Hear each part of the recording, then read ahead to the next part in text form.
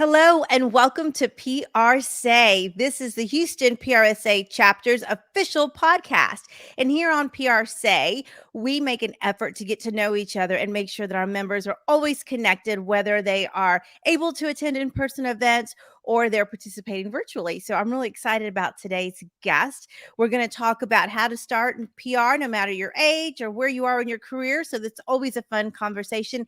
I will remind you before we get there to our guest that you can always listen to our podcast by hitting subscribe on your favorite podcast platform and catch all of our episodes. Or you can always catch us on Facebook or YouTube and drop us some comments so that my guests and I can be sure to circle back with you. So we'll go ahead and get this episode kicked off. I have Tiffany Marascio joining us. Welcome, Tiffany. Hi, thank you so much for having me. So excited about today's conversation and to meet you. Tell us a little bit about yourself. Okay, so as you can tell by the title of the show, I started a little bit later in PR, and that is okay. That's all right. That's So okay. it takes a while sometimes to figure out what you truly enjoy and what you're good at. So in college, I was on the 9-year plan, and that's because I paid for it myself and worked as I went. And that's part of the story was that my first job was in the legal profession. And so I really pigeonholed myself. I thought I had to always work there and no one else would hire me because they saw that that's the first thing and only thing I had done. And so I did that for several years after I graduated. And then we moved. And I took a little bit of a break having kids, and that can also kind of derail your career if you're not keeping up with things. So I did move back in slowly, trying to get a job again. And one of the things I did was really just get out there, meet people, just go to events with the type of people that I wanted to be around. And I did start running into the same people, and they were very motivated and driven. And I noticed that they were doing PR things. And to back up a little bit, I've always been pretty shy, and I had to make a conscious decision to move away from that. That's not going to work in PR. Yeah, no, I'm glad you made that decision. Good for So you. you can change yourself. I firmly believe in that. It just takes a lot of work. Yeah. So from there, I found who is now my current boss. And I just made sure that she was going to hire me. I just really wanted that job and went after it. And so I didn't start really in the PR part of it. I was really as behind the scenes as possible, just helping in any way I could. And then I kind of created my role as I went along and realized that everywhere I went, and I love talking about where I currently work at Hello Woodlands, I was representing them. And so, you know, in a smaller part, also the Woodlands. So I have to keep that in mind everywhere I go. And that's how I've just kind of made it, you know, a part of myself is getting out there and talking to people. And now I love it. Everyone has these amazing stories. And I did just write a story on someone, and it's so inspiring. And you know, I hope I can do that for someone else. I hope that they can see I was in my 40s by the time I realized that this is what I need to do, and that this is my calling. So it can happen. That's right. It can. I love it. And so you really nurtured that natural storytelling skill that you had.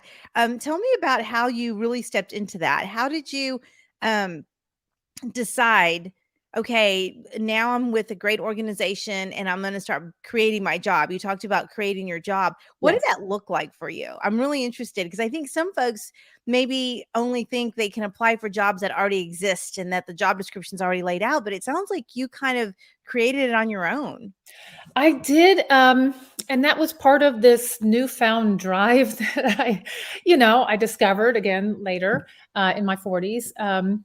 I felt like, my boss, I could tell, just had a lot on her plate. And I really just wanted to, I just love to learn. And so every time I took on something new, I found out just more and it related to something else. And so basically I would just say, why don't I try that?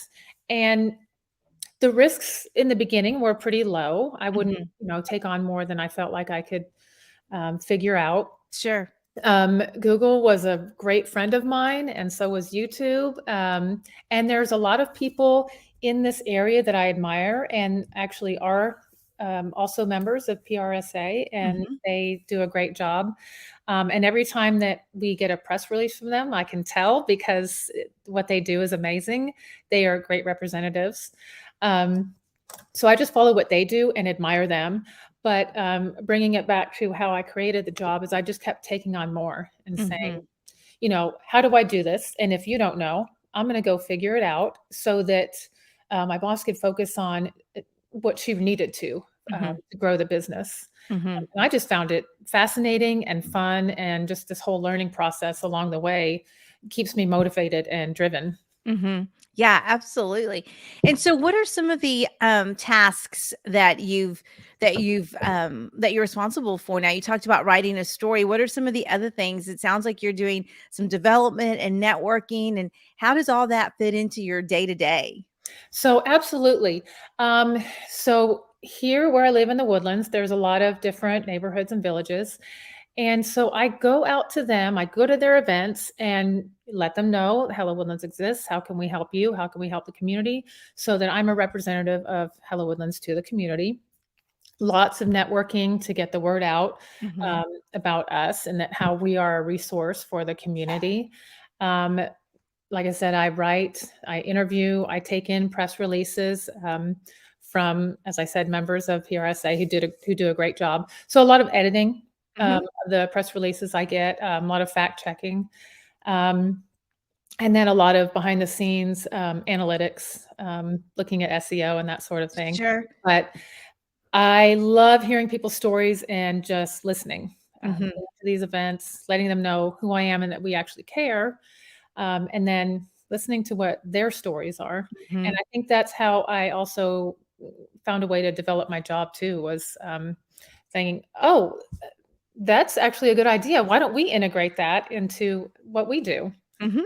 Yeah, and what advice would you give to someone who's thinking about, sometimes we go to school and we go right into the profession we studied, and then quickly we realize this isn't a good fit. And you mentioned Yes. finding your calling, which sometimes takes a while, right? Because it's part of Yes. your own discovery. What's some advice that you would give to someone who finds themselves in that situation? How do you even separate so that you can start new? So that is difficult. And there are things that you're going to hear a lot, which is, and I will echo them, try new things Mhm. as you can. Do your best to overcome fears. And the way I did that was with baby steps. Mhm. You start small because I did not like public speaking, as many people don't.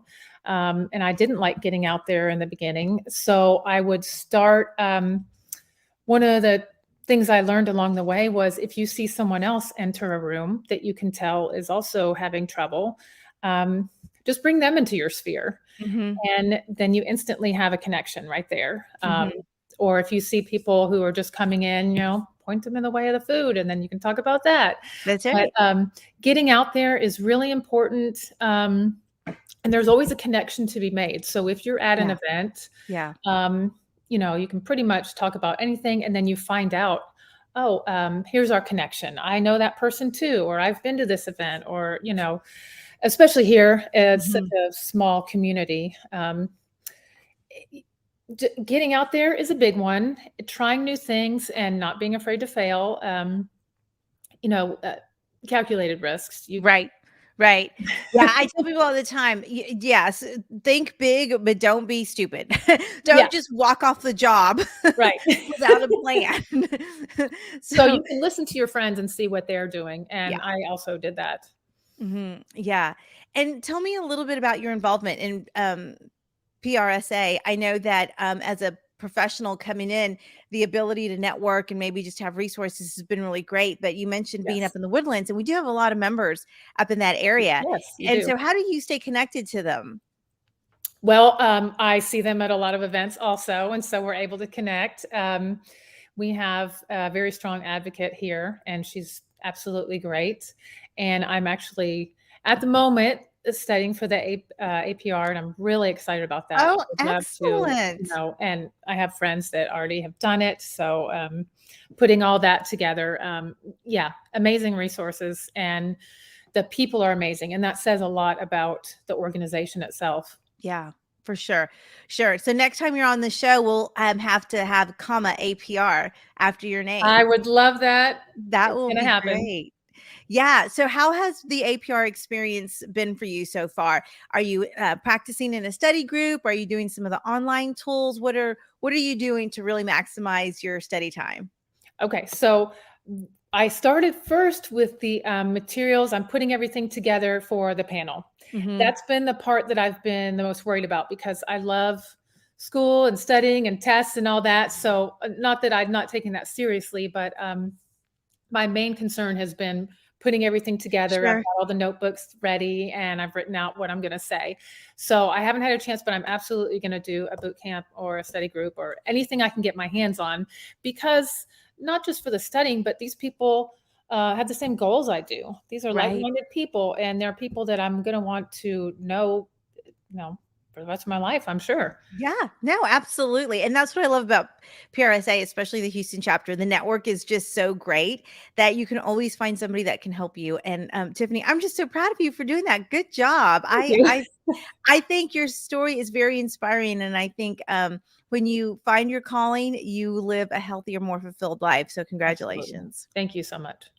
All right, Tiffany, how can people can connect with you? How do you prefer people reach out? Because I definitely know that there are going to be people who want to give you some APR advice or people who might want to That would ask be you. great, and I'm always happy to talk about pretty much anything. I love that. Listen and help anyone who wants to, maybe change their career. I love talking about that. I'm on LinkedIn at Tiffany Marascio, and I know that's kind of a interesting spelling, so hopefully you That's can, okay. yeah, Yeah, we'll and put the link in the show notes so people okay, can that just sounds click on great. it. Yeah. Yes, but LinkedIn is great for that. Awesome. All right, Tiffany, it was so great chatting, and I hope we can meet in person soon. Thank you so much for having me. All right, everybody, make sure you connect with Tiffany. If you've got any APR advice as she starts that journey, make sure you reach out and connect because here at PRSA in the Houston chapter, we are all about supporting each other. So I hope you enjoyed this episode of PRSay. If you are listening on the podcast, make sure you hit subscribe. We don't want you to miss any episodes. And if you're watching on Facebook or YouTube, drop us some comments and we will catch you next.